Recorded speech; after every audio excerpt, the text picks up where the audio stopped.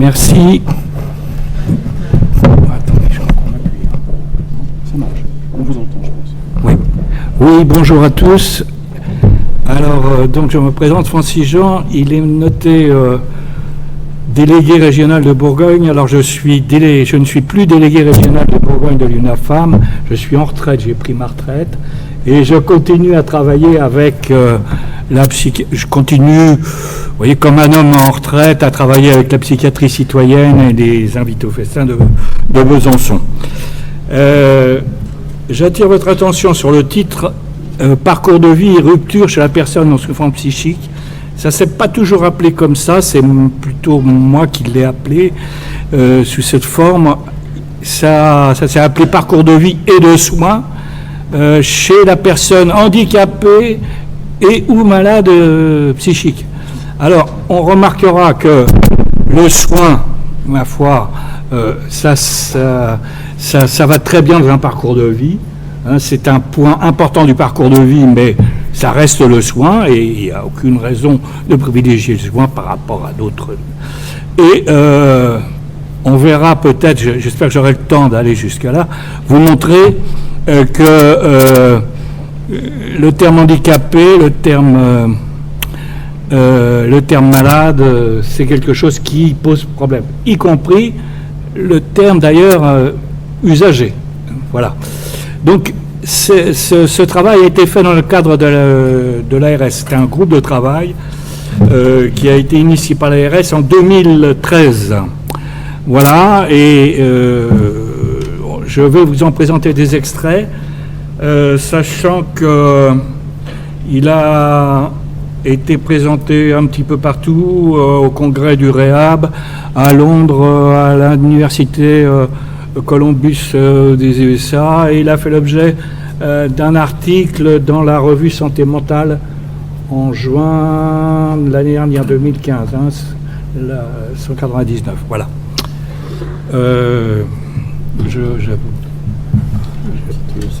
Ah d'accord, merci. Voilà, alors, ce groupe de travail avait deux destinataires essentiels, les professionnels et les associations, qui avaient leur propre questionnaire, leur propre travail et une identification des ruptures qu'elles faisaient elles-mêmes. Et il y avait à côté de ça un questionnaire spécifique pour les personnes que j'ai appelées ici concernées, qui est établi en partenariat avec ces personnes, et un questionnaire qui a été renseigné de manière accompagnée ou pas par celles qui souffraient de troubles psychiques, en général on dira sévères quand même. Hein. Donc on a reçu 467 réponses. Alors 467 réponses, et on a fait ça quand même assez rapidement avec l'aide du Psycom Paris. Je pense que tout le monde connaît le Psycom, et en tout cas je recommande fortement d'aller sur leur site, parce que c'est vraiment et ils m'ont aidé, parce que j'étais copilote externe et j'avais la responsabilité de ce travail, donc les personnes concernées. Et donc 467 réponses, c'était vraiment impeccable pour faire un questionnaire tourné vers l'action. Hein. Il n'avait pas de validité à caractère scientifique, mais il était vraiment tourné vers l'action. Alors, pourquoi on a associé les personnes concernées? On les a associées individuellement.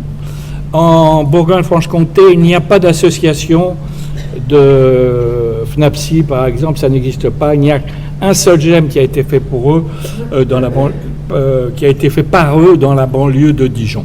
Autrement, il n'y a pas d'association au sens où on l'entend habituellement. Alors, on a pensé que les personnes qui souffrant pouvaient elles-mêmes repérer les ruptures de leur parcours de vie et donner des réponses satisfaisantes à ces ruptures. Alors, comment on a procédé? On a effectué un questionnaire spécifique Mais ce questionnaire spécifique, on a associé dès le départ, et dans la confection de ce questionnaire, on les a associés dès le départ. C'est-à-dire qu'en fait, pour établir ce questionnaire, on a réuni dans le groupe de travail un panel de 20 personnes souffrantes, et on a dit, bon, et ben maintenant, allons-y, on va établir le questionnaire. Ce qui fait que vous allez voir tout à l'heure, j'aurais bien aimé qu'il y ait une partie reprise des études, une partie culturelle. Mais à la question que je leur ai posée, est-ce que vous êtes d'accord? Ils m'ont dit non. Ils m'ont dit non. On n'a pas traité de ça. C'est dommage, mais c'est comme ça. Donc on les a associés dès le départ à la confection de ce questionnaire. On a distribué ces questionnaires dans les associations, dans l'UNAFAM en particulier, l'association des familles, dans les CMP, dans les sanitaires, dans les structures médico-sociales, etc. On a collecté, je me suis fait aider par une professionnelle de la MDPH qui m'a dépouillé ça. On a identifié les points de rupture et on a fait quelque chose d'absolument important, c'est de faire des restitutions.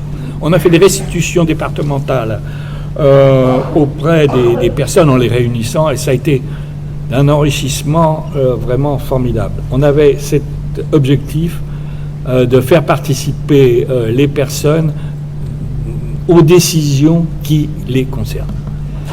Donc, on a identifié 11 points, 11 thématiques, le parcours de soins hospitaliers lors d'une hospitalisation, à la sortie de l'hospitalisation, le parcours de soins dans la cité, comment ça se passait et qu'est-ce qu'ils souhaitaient, le soin sans consentement, et là on a appris vraiment des choses très importantes. On est passé ensuite à la vie sociale et citoyenne, avec en particulier le point essentiel qui a retenu notre attention et la leur, c'était le maintien dans le milieu ordinaire, l'adhésion, la participation à une association. On n'était pas encore, à l'époque on a créé ça, dans les associations de GEM. On n'avait pas encore bien intégré qu'il y avait des présidents dans les GEM, etc. Donc on en était, ça se mettait en place, mais c'était pas encore bien officialisé. Le logement, le souhait des personnes qui ne peuvent pas vivre seules en appartement, et celles qui vivent en appartement, qu'est-ce qu'elles avaient besoin, en fait. On est passé à l'insertion professionnelle et à l'emploi, et là aussi on a eu quelques surprises. On est passé aux ressources financières, l'hygiène de vie, les relations avec la famille et les aidants, et la lutte contre la stigmatisation. Voilà. Ça faisait donc 11 thématiques et plus de 200 questions. Alors c'était extrêmement lourd, ça j'en conviens, mais à notre décharge, il y avait quand même un certain nombre de questions qui ne concernaient pas toutes les personnes. Toutes les personnes ne sont pas concernées. Elles répondaient pas, elles répondaient avec l'aide d'un professionnel ou pas. Voilà, et on a... alors bien entendu, celles qui étaient le plus impactées par leur état, c'est vrai que ça leur a posé énormément de problèmes, mais en fait, les personnes qui vivent dans la cité et qui sont seules, maintenant, on n'a pas eu que des succès parce que dans leur esprit, la psychiatrie s'est terminée, ils ne veulent plus en entendre parler. Donc, ils ne nous ont pas, ils ne nous ont pas retourné ces questionnaires dans la proportion que l'on espérait. Alors, parcours de soins hospitaliers, je vais vous présenter que des extraits maintenant. On s'est intéressé de leur point de vue de la qualité de l'hébergement dans l'hôpital où ils avaient été hospitalisés. Et on s'est ils se sont préoccupés de la qualité de la prise en charge médicale, mais pas seulement médicale. Il y a une intervenante, ou un intervenant, mais il y a beaucoup plus de femmes que d'hommes là-dedans, les assistantes et assistants sociaux. Pour eux, c'est une fonction très importante qui peut les soutenir d'une façon significative. Deuxième point sur lequel là j'insisterai, c'est la sortie de l'hospitalisation. Est-ce qu'on a donné tous les renseignements à cette personne? Est-ce qu'ils ont, la famille savait quel traitement il fallait prendre? Est-ce que on s'est préoccupé de savoir dans quelles conditions ils allaient sortir, dans quelles conditions matérielles? Est-ce que les aidants ont été avisés de la sortie à votre connaissance, etc. Et le point sur lequel on a pu mettre l'accent dans l'action à mettre en place, c'était les conventions qu'il y avait à sortir entre la personne qui sort et le service hospitalier. Ça nous a paru. Voilà. Alors le soin sans consentement, dans une autre diapo, on leur avait demandé quels étaient les services qui avaient procédé à la prise en charge. Et on s'est aperçu que la plupart du temps, ce sont les pompiers, ce sont les ambulanciers privés, ce sont les services tels que SOS médecins, etc. Mais en fait, qu'il n'y avait pas de compétences psychiatriques lorsque la personne était prise en charge. Et ça nous avait frappé. Mais ça, on le savait. On le savait, évidemment. Deuxièmement, que la famille, qui est celle qui demande le plus souvent le soin sans consentement, n'était pas soutenue. Donc, voilà, c'est quelque chose qu'on a remonté. Et dans le slide de la diapo que je vous montre, ce qui est important, c'est dans la qualification de l'événement. Alors vous voyez, vous avez en haut un petit compteur, là, 41%. Ça veut dire que sur les 400 et quelques personnes qui nous ont répondu, 41% d'entre elles avaient eu des problèmes, avaient eu des événements de soins sans consentement. 41%, donc c'est pas mineur, hein, c'est quand même quelque chose qui est important. Et ils nous disent que pour quasiment 50% d'entre elles, c'est un événement difficile. Difficile étant un euphémisme. Hein. Moi, je pense, pour en avoir pratiqué vis-à-vis de ma famille, que c'est un événement dramatique dans beaucoup de cas. Et ils vous disent que, évidemment, certains l'ont surmonté, mais qu'il faut laisser le temps pour qu'ils les surmontent.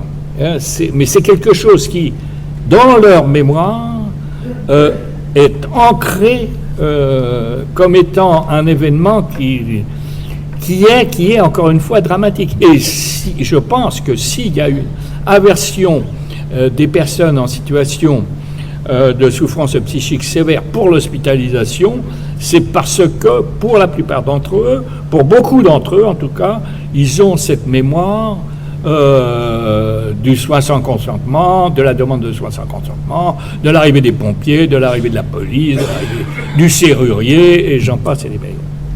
Et en même temps, on leur a demandé quelles avaient été la relation avec la famille, parce que dans leur tête ici aussi, ils savent que dans la plupart des cas, c'est la famille qui a demandé cette demande de soins sans consentement. Donc, si beaucoup d'entre eux nous ont dit, mais pas en nombre extraordinaire, hein, près de 13% nous ont dit que les relations étaient devenues difficiles ensuite pour leur famille.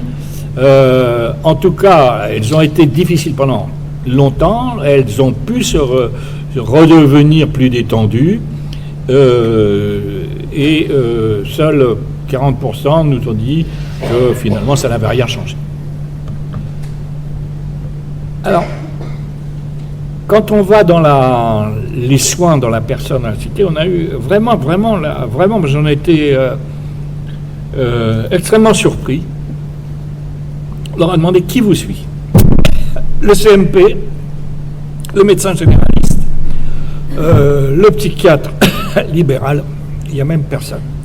Eh bien, on a été très étonnés, et là on est devant un problème qu'on a pu creuser après, si vous voulez, avec les professionnels, dans le fait que la dominante du suivi dans la cité se fait par les médecins généralistes.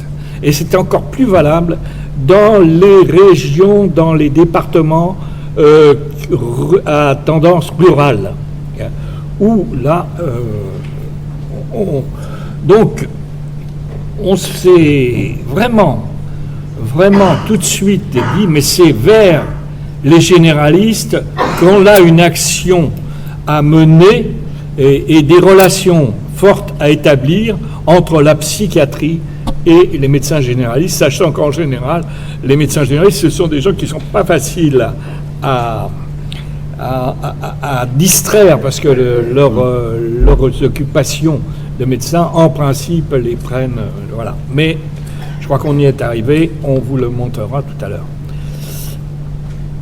Dans la vie sociale et citoyenne, on a demandé quels étaient les services qui pouvaient favoriser le maintien dans le milieu ordinaire.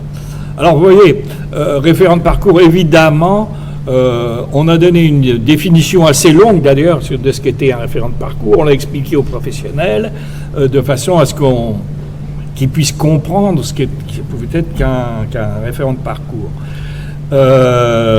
On a également, et l'on voit que ça a eu un succès qui correspond à ce qu'on disait tout à l'heure pour l'hospitalisation, que le contact avec les assistantes et assistantes sociales, c'était quelque chose de primordial.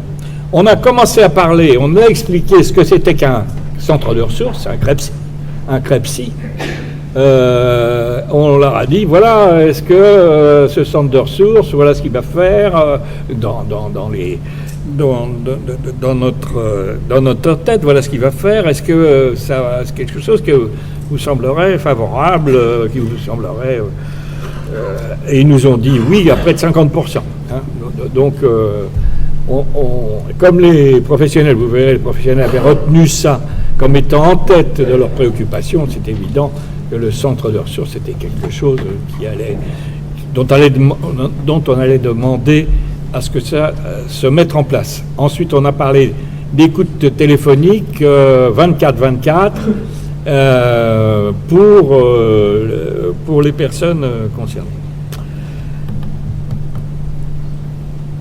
Dans le logement, on a vraiment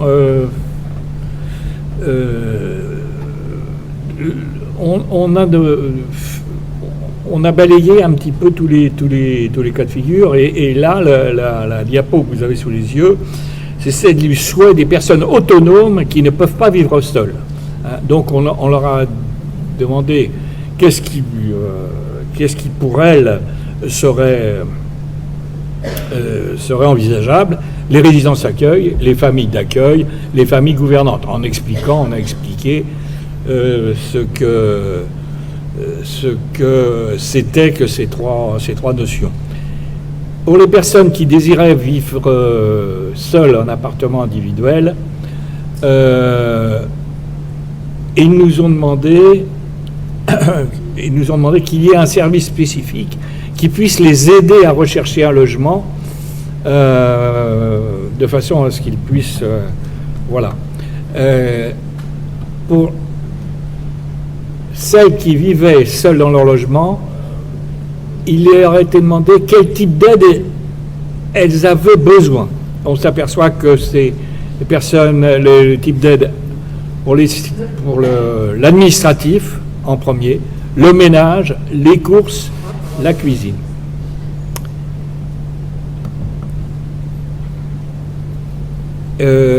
On leur a demandé quel service, à votre avis, qui peut vous aider? et à quelle fréquence. Ils nous ont répondu que c'était des services sociaux spécialisés qui pouvaient leur donner un coup de main pour les demandes dont j'ai parlé antérieurement. À quelle fréquence? En général, c'est plutôt une fois par semaine. Alors, l'insertion professionnelle ou l'emploi, d'abord on s'est aperçu que l'emploi pour les personnes en situation de souffrance psychique était un point qui était beaucoup plus important et beaucoup plus demandé que ce que l'on pensait, y compris à l'UNAFAM. Hein. Je veux dire, il fut une époque, je pense qu'il y a des gens de l'UNAFAM dans cette salle on disait il y a 10% des personnes qui peuvent travailler. En réalité, on pense que là, non, on est en dessous, complètement en dessous du trait là. Je pense qu'il y a beaucoup plus de personnes qui nous demandent d'aller en ESAT, mais en ESAT, évidemment, en ESAT à caractéristiques psychiques, hein, et mieux, psychiques de transition, c'est-à-dire des personnes pour lesquelles l'ESAT est une situation de transition et qui demandent à mettre les personnes dans le milieu ordinaire. Et là, on leur avait demandé quel est le temps d'attente pour aller dans les ESAT ou dans l'entreprise adaptée. Et vous voyez ici en rouge que le temps moyen d'attente était de 34 mois. Donc, à notre avis, c'est une rupture absolument indéniable dans le parcours de vie des personnes d'attendre 34 mois pour entrer dans les ESAT. Donc, ce que l'on a proposé à la suite de cette rupture, c'est d'avoir à côté ou pas loin de l'ESAT un sas de transition qui puisse les occuper, parce que le risque, bien entendu, c'est en attendant 34 mois, pendant les 34 mois que j'attends, je peux retomber dans l'inactivité, dans l'exclusion, dans le repli sur moi, etc. Vous voyez, donc 34 mois, c'était quelque chose, on savait que c'était important, mais 34 mois, ça nous a semblé quand même énorme. Vous voyez, on disait tout à l'heure que l'emploi, c'est quelque chose, effectivement, d'important. 54% des personnes qui ont été interrogées ont souhaité obtenir un emploi dans les 12 mois à venir. Donc, ils nous ont donné leur souhait, un service de renseignement, d'évaluation et d'orientation. Et vous remarquerez, messieurs du centre de ressources, CREPSI, que ça correspond là aussi à votre mission.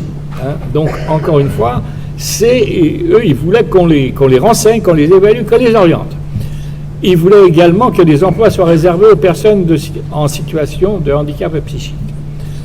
Et ils voulaient qu'il y ait plus de stages et de formations adaptées. Les ressources. Ce qui ressort des 3 points-là, c'est qu'ils voulaient plus de concertation, que ce soit entre à la MDPH, avec leurs curateurs, pour l'attribution de leurs ressources. Ce qu'ils demandent, c'est qu'ils soient plus consultés, qu'il y ait plus de concertation entre eux et ceux qui leur accordent leurs ressources. Et que, un des souhaits aussi, la moitié d'entre eux ont souhaité qu'il y ait des mesures simples et gratuites, qui peuvent alléger le dispositif. Par exemple, passer de curatelle renforcée en curatelle simple, voire passer de curatelle à rien du tout. Hein, encore une fois, on répond à une grande caractéristique de l'état de ces personnes, qui est la variabilité de leur état. Il faut toujours, quand on parle des actes de transition, on est là dans la variabilité. Quand on est dans l'absence de structure, et là, c'est tout à fait ça. Hein. On doit pouvoir répondre à ces besoins. Alors, les mots qui stigmatisent, Alors, malade psychique, handicapé psychique, et évidemment, en dessous le terme fou, mais c'est quelque chose qui surprendra personne. Mais dans les réunions de restitution qu'on a pu faire, voilà ce qu'ils nous ont dit. Hein. Nous, on veut bien être considérés comme malades, mais uniquement quand on est dans le cabinet, c'est-à-dire que le contexte a une importance formidable. C'est le contexte qui fait on veut bien être considéré comme malade quand on va au cabinet du médecin généraliste ou à l'hôpital. Là, on est malade, on est patient. Mais quand on en sort, et on redevient une personne. Idem pour handicapé. Alors, évidemment, ça. Et même, si vous voulez, on a eu des discussions sur le terme usager. Et ils nous ont dit, pour beaucoup, être usager de la psychiatrie, je vous assure que c'est pas très gratifiant. On peut être usager du chemin de fer, comme moi je l'étais tout à l'heure en venant de Dijon, mais usager de la psychiatrie, ça, c'est dur à... C'est dur à... Alors tout ça, c'est pour dire qu'on est dans une situation... Et, j'assiste à un groupe de parole qui est mené par un médecin qui a présenté d'ailleurs ce travail à Columbus University. Là. Il est dans ce groupe de travail en train de réfléchir qu'est-ce qui pourrait remplacer le mot handicapé. Alors, comme il est médecin, il a du mal à remplacer le mot malade, hein, je dois le dire. Mais il n'empêche qu'il y a vraiment des... Parce que dis-moi comment tu m'appelles et je te dirai ce que je suis. Hein. Je veux dire, la condition humaine d'une personne, c'est pas d'être malade ou handicapée. Elle est souffrante, elle est fragile, mais ça reste une personne. C'est ça, le sens du discours qui nous ont fait passer. Alors, dans l'hygiène de vie également, je ne l'ai pas mis avant de passer aux résultats, si vous voulez, qu'on a pu obtenir. Dans l'hygiène de vie, on a pu avoir ce qui demande avec une insistance, c'est d'avoir des médicaments qui leur évitent les effets secondaires des traitements qu'ils prennent. C'est leur première préoccupation. Parce qu'on s'aperçoit que passer devant l'extérieur, aller à l'extérieur, en étant agité, d'avoir des tremblements quasi parkinsoniens, d'être gros, c'est quelque chose qui les insupporte au plus haut point. Donc là aussi, on a certaines actions en correspondance avec cela. Alors, ce qu'on a pu obtenir à un centre régional de CREPSI, il était financé, il est en place. Hein. Il y a un coordinateur, une coordinatrice, il y a une personne, mais enfin, il aura l'occasion de se développer, hein, on dira ça comme ça. Des coordinateurs pour les conseils locaux de santé mentale. Ça s'est développé un peu partout à une vitesse absolument foudroyante. Et donc, la coordinatrice du conseil local de santé mentale de d'une des banlieues de Dijon a été financée. Formation, information, c'est ça. Ce qui nous a aussi, qu'on a beaucoup retenu, alors c'est surtout de la part des professionnels, c'est de développer toutes les actions de formation en direction des professionnels. Renforcer les liens entre les structures et les associations de famille. On a pu obtenir un coordinateur pour l'association des familles, l'UNAFAM. Ça a été le seul moyen qu'on a trouvé. On y est arrivé, et ma foi,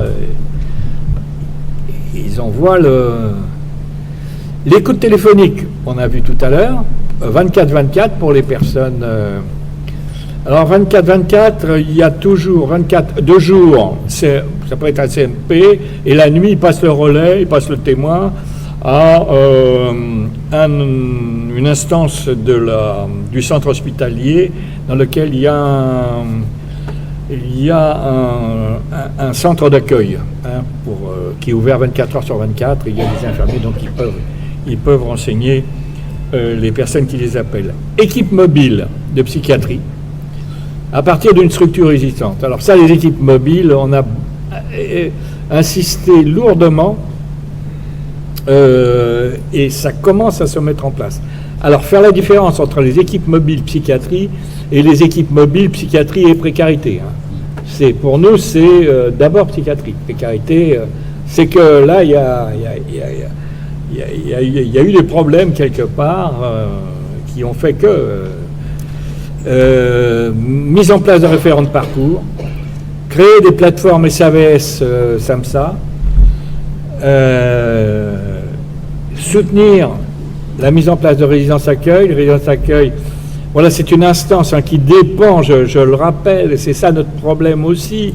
Là, notre problème, c'est que le financeur, c'est un financeur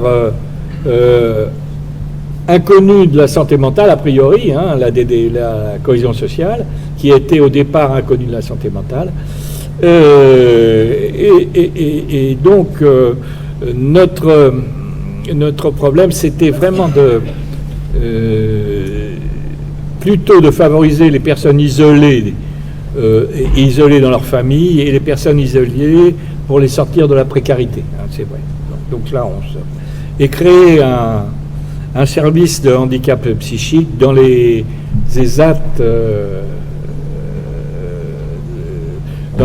généralistes, ou bien créer autant que de besoin des ESAT psychiques. Et j'insiste encore une fois, quand on parle des ESAT psychiques, c'est des ESAT psychiques de transition, c'est-à-dire ceux qui favorisent la sortie pour aller dans le milieu ordinaire. Voilà.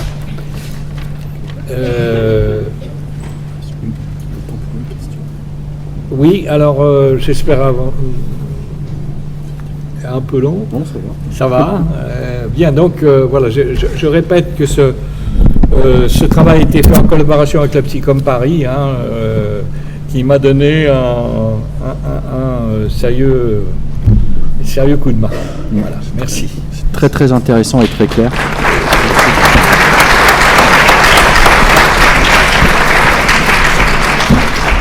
On a très peu de temps, donc si quelqu'un souhaite poser une question, allons-y. Oui, non. Non, a priori, ça a été limpide. On retiendra de cette intervention des choses qui sont quand même des marqueurs très intéressants. D'une part, le recours aux médecins généralistes, que vous avez pointé comme quelque chose qui doit nous questionner sur les liens entre la maladie mentale, le handicap psychique et la médecine de ville, et les liens aussi entre les services de psychiatrie générale, qui concernent les adultes ou les enfants, et les médecins de proximité et familiaux. Deuxième chose qui me paraît très intéressante, c'est la place des travailleurs sociaux dans les lieux de soins. C'est-à-dire que le pont médico-social, il est réclamé finalement parce que je vais quand même appeler les usagers, sans savoir d'où ils viennent, qui réclament une aide administrative pour 92% d'entre eux et l'aide d'un assistant socio-éducatif pour 70% d'entre eux. Ce qui montre que la lecture du parcours de soins ou du parcours de handicap est suffisamment complexe pour qu'on réclame une aide à 90% et au moins avec une fréquence d'une fois par semaine. Ça veut dire qu'on doit donner davantage de lisibilité à tous des dispositifs qui existent. Remarque très courte, j'ai fait une petite enquête auprès des Tourquenois dans le cadre du Conseil local de santé mentale. 60% d'entre eux pensent que les soins en santé mentale sont payants. Donc vous mettez l'accent finalement sur les soins sous contrainte, mais avant d'être contraint aux soins, il faut se dire, est-ce que je peux me payer les soins ? 60% d'entre eux pensent que les soins sont payants, et la représentation qu'ils ont du soin en santé mentale, c'est celle des films de Woody Allen. C'est quelqu'un qui s'agite sur un divan avec quelqu'un qui se tait et qui prend l'argent. Donc ils se disent, le soin en santé mentale, c'est pas pour moi. Donc ça, c'est un aspect des choses. Un autre aspect des choses, c'est une petite enquête qui a été faite sur la permanence d'accès aux soins en santé psychique. C'est une équipe mobile, là, pour le coup, une assistante sociale, un infirmier psychiatrique, et qui se déplace pour le PSN Métropole sur le territoire. Ils se sont posé la question pourquoi les gens ont du mal à aller vers le soin. Donc on n'est pas dans la contrainte ou quoi que ce soit, on accompagne des usagers qui sont à l'extérieur du système de soins pour essayer de les y amener sur leur territoire. Et on leur dit pourquoi vous n'y êtes pas.